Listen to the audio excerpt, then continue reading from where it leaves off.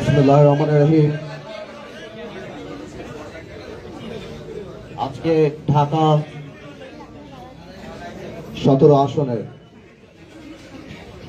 বিএনপির পক্ষে বাংলাদেশ জাতীয় পার্টি বিজেপির গুলশান এবং বনানীর আমার সহযোদ্ধারা, বাংলাদেশ জাতীয় পার্টির বিভিন্ন স্তরের নেতৃবৃন্দ, মঞ্চে উপস্থিত সালাম ভাই, ডোনার ভাই থেকে আরম্ভ করে আরো গুরুত্বপূর্ণ নেতৃবৃন্দ যারা, আমার মহাসচিব বাংলাদেশ জাতীয় পার্টির আব্দুল মতিন সাউদ সাহেব সহ সবাইকে আসসালামু আলাইকুম। আমি আমার বক্তৃতা কিছু ভাগে বিভক্ত করতে চাই। এখানে বিএনপির গুরুত্বপূর্ণ নেতৃবৃন্দ আছেন। আমি দায়িত্ব নেওয়ার পর বাংলাদেশ জাতীয় পার্টির এবং তার আগে এখানে সালাম সাহেব যিনি আছেন, উনি আমাকে অনেক ছোটবেলা থেকে চেনেন। আমার বাবার সাথে উনি একসময় রাজনীতি করতেন। সেই 2001-এ 4 দলীয় জোটের পর থেকে আমি দায়িত্ব নেওয়ার পর থেকেই আমার সাথে বিএনপির, বাংলাদেশ জাতীয় দলের রাজনীতির বাইরেও একটা সম্পর্ক গড়ে ওঠে। যেহেতু আমার মরহুম পিতা দেশনেত্রী খালেদা জিয়ার সাথে রাজনীতিতে ছিলেন, আমার প্রতি একটা আস্থার স্নেহের জায়গা সবসময় ছিল এবং এটা পারিবারিকভাবেই ছিল। তারই ফলশ্রুতিতে আমি রাজনীতিতে আসি এবং বিএনপির সাথে আমার সম্পর্কটা পাওয়া না পাওয়ার জায়গার অনেক উপরে উঠে যায়। সম্পর্কটা অনেক আদর্শ ভিত্তিক এবং স্নেহের এবং আস্থার জায়গায় উঠে যায়, যেটা অন্যান্য রাজনৈতিক দলের সাথে ছিল না, যেটা আমার সাথে ছিল। আমি 2018 সালে এই আসনে নির্বাচন করি এবং এই সময় ডোনার ভাই আমার সাথে ছিলেন। একটা যুদ্ধের মধ্যে আমরা নির্বাচন অংশগ্রহণ করি। বিএনপির অনেক নেতা কর্মীরা সে সময় ছিল, মামলায় ছিল, জেলে ছিল। অনেকে আসতে পারছে, অনেকে পারে নাই। যারা পারে নাই বিভিন্ন মামলার কারণে পারে নাই। তবে সেই সময়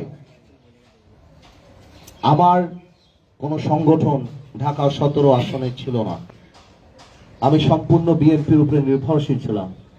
কোনো সংগঠনই আমার ঢাকাতে ছিল না। 17 আসন। 18 নির্বাচনের পরে রাজনীতি বিভিন্ন দিকে মোড় দেয়। আমরা ঢাকা 17 আসনে সে সময় উপলব্ধি করি যে দলের বাইরেও আমাদের নিজস্ব একটা গ্রহণযোগ্যতা ঢাকা 17 আসনে আছে এবং সেই ভোটের পরে সাধারণ মানুষের সাথে মিশেও তারপর আমরা এই সংগঠন গোছানো আরম্ভ করি। আজকে যারা মঞ্চে উপস্থিত তাদেরকে আমি একটা কথা বলতে চাই। এই কথাটা উপলব্ধি করতে হবে যে আওয়ামী লীগ আর বিএনপির বাইরে একটা সংগঠন গোছানো অনেক কঠিন ব্যাপার। বাংলাদেশে অনেক বড় বড় রাজনীতিবিদ আসতে চলে গেছে, এলাকা ভিত্তিক থাকছে, কিন্তু সংগঠন করতে পারে নাই। আমার এই নেতা কর্মীরা 100% সলিড নেতা কর্মী। আমার এই নেতা কর্মীরা যদি চাইতো 17 বছর আওয়ামী লীগের হালুয়া রুটির ভাগ খাইতে পারতো। আমার এই নেতা কর্মীরা যদি চাইতো স্বপ্ন দেখে অনেক বড় রাজনৈতিক দলে যেতে পারতো।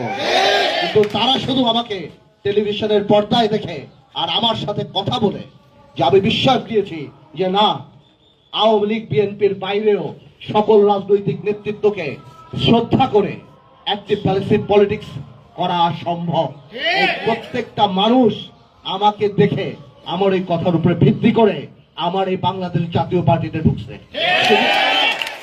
শুধু তাই না, এই জাতীয় পার্টি আজকে ডোনার ভাই বললো এটা ডাবল, এটা 10 ডাবল নেতা কর্মী। আমরা নীরবে কাজ করছি, আমরা কাউরে বলি নাই, আমরা ছবি উঠাই নাই, আমরা ফেসবুকে দেই নাই। আমি একটা খালি উদাহরণ দেই, কারণ আমরা যাই করি আল্লাহর সন্তুষ্টির জন্য করি, খালি বোঝানোর জন্য।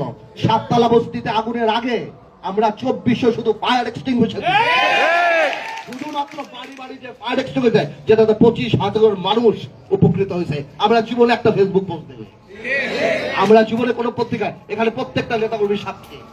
আমি আর বলে সোয়াব কমাবো না আমাদের। আমি এত খালি বলতে চাই আমার বিএনপির ভাই ব্রাদারদের, আপনাদের কাছে আমরা কৃতজ্ঞ। আমাকে যখন তারেক রহমান সাহেব এই ঢাকা 17 নমিনেশন দিছে, মহানগর থেকে আরম্ভ করে প্রত্যেকটা নেতা কর্মী আমার পাশে আপন ভাইয়ের মতো আমার বাড়িতে এসে আমার জন্য কাজ করছে বিএনপি। আমরাও কথা দিচ্ছি আমাদের প্রত্যেকটা কর্মী আপনাদের পাশে দিন রাত ভ্যানগার্ডের মতো ইনশাআল্লাহ।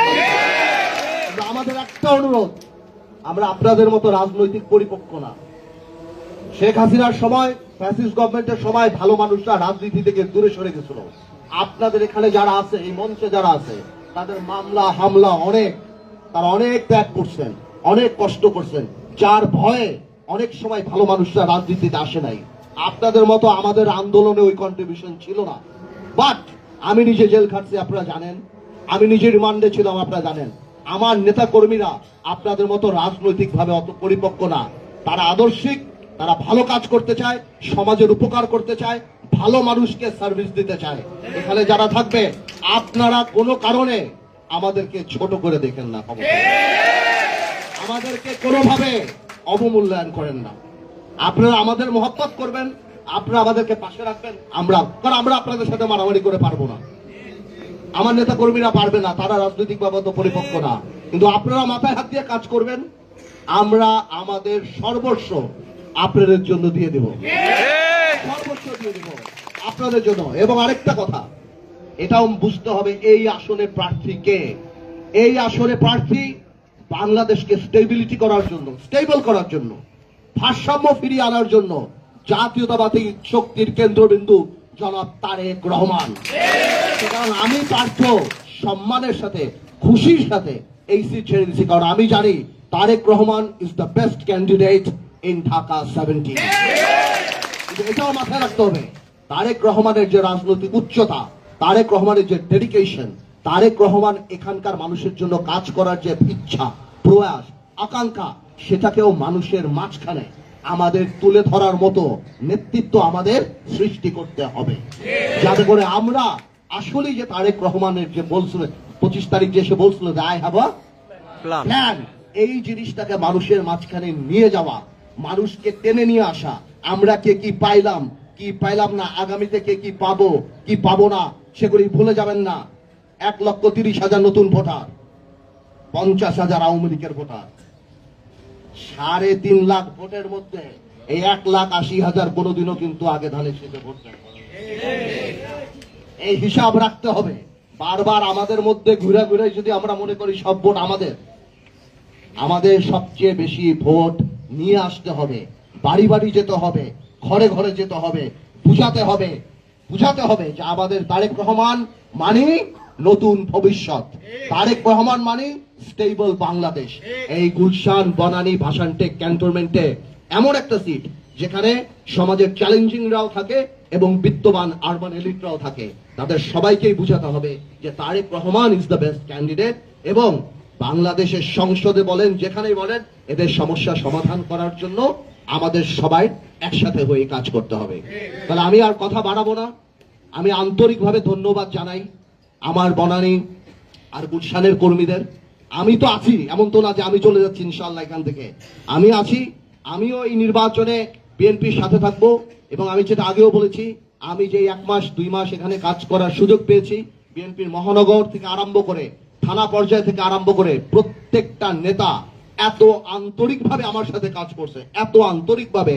আমরা ইনশাল্লাহ যাতে সঠিকভাবে সেটার প্রতিদান আমরা দিতে পারি, এটাই জানি আমাদের মাথায় রাখে।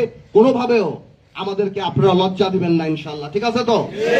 আমরা সবাই মিলে কাজ করব, তারেক ভাইয়ের জন্য কাজ করব, বাংলাদেশের জন্য কাজ করব। আসসালামু আলাইকুম।